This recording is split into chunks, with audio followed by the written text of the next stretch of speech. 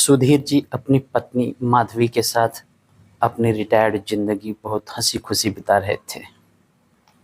उनके 3 बेटे थे, अनुराग, सुशांत और अभिनव। और तीनों अलग अलग शहरों में अपने परिवार के साथ रह रहे थे। हालांकि सुधीर ने एक नियम बना रखा था कि दीपावली पर उनके तीनों बेटे सपरिवार उनके पास आते रहे।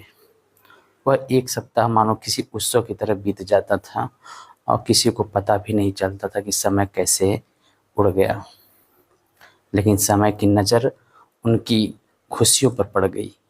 अचानक माधवी को दिल का दौरा पड़ा और एक ही झटके में सुधीर जी की सारी खुशियां बिखर गईं।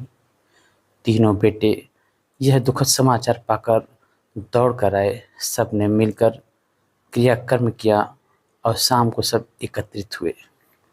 माहौल में एक भारीपन था जिसे कोई भी शब्दों में व्यक्त नहीं कर पा रहा था।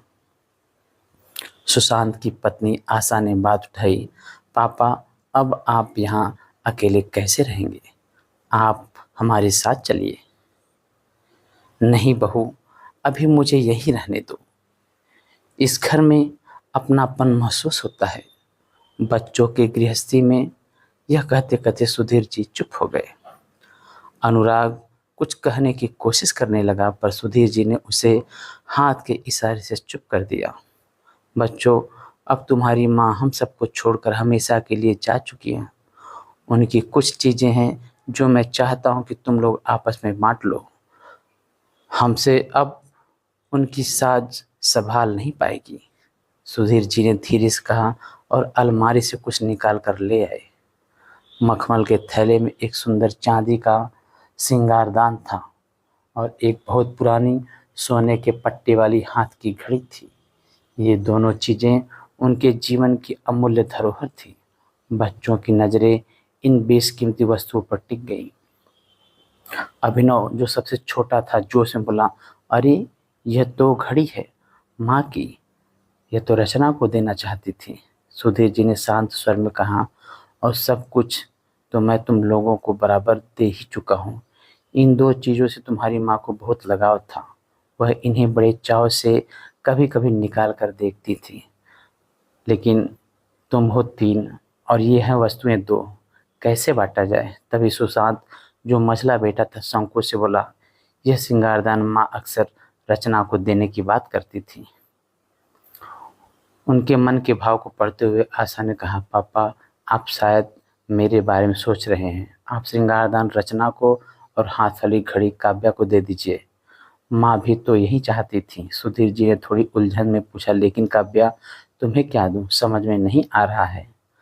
काव्या, जो अनुराग की पत्नी थी, मुस्कुराते हुए बोली, पापा आपके पास एक और अनमोल चीज़ है और वह अम्मा जी हमेशा से मुझे ही देना चाहती थी। सबकी आंखें हैरानी से खुली रह गई। दोनों बहुएं आशा और रचना तो बेहद परेशान हो गई कि कौन सी बेशकीमती चीज़ है। काव्या ने मुस्कुराते हुए, जिसकी जिज्ञासा शांत, वो सबसे अनमोल चीज़ तो आप स्वयं हैं पापा।